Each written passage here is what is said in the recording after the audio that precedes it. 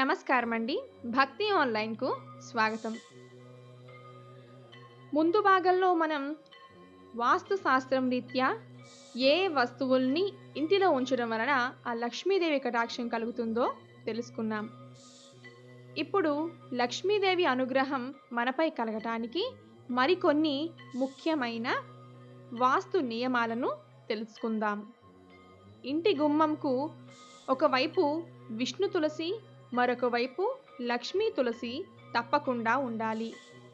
ఇలా ఉంటే ఆ ఇంటిలో ఆర్థిక పురోభివృద్ధి కలుగుతుంది. కానీ ఇల్లు ఊడ్చేటప్పుడు చీపురు తులసమ్మకు తగలకుండా జాగ్రత్త వహించాలి.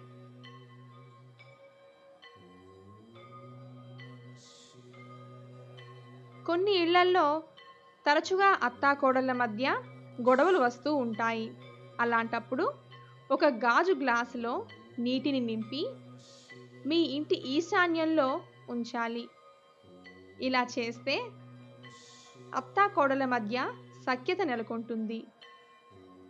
శంఖ పుష్పాలు ఇవి మీ ఇంటి ప్రాంగణంలో పెంచితే చాలా మంచిది. ఈ శంఖ పుష్పాల యొక్క వేరు మీ ఇంటిలో ఎక్కడైనా ఉంచితే ఆ ఇంటిలో విశిష్టమైన శుభాలు కలుగుతాయి.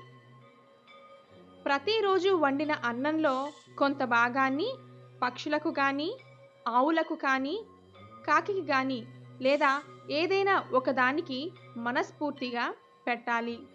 ఇలా తరచుగా చేస్తూ ఉంటే మీ ఇంటిలో సుఖశాంతులు వెల్లివిరిసి ఆ లక్ష్మీదేవి అనుగ్రహం మీపై తప్పక కలుగుతుంది.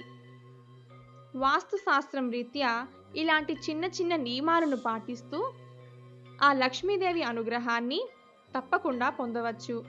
మరికొన్ని ముఖ్యమైన వాస్తు నియమాలను వచ్చే భాగంలో తెలుసుకుందాం. నమస్కారం. Thanks for watching this video. Please don't forget to subscribe.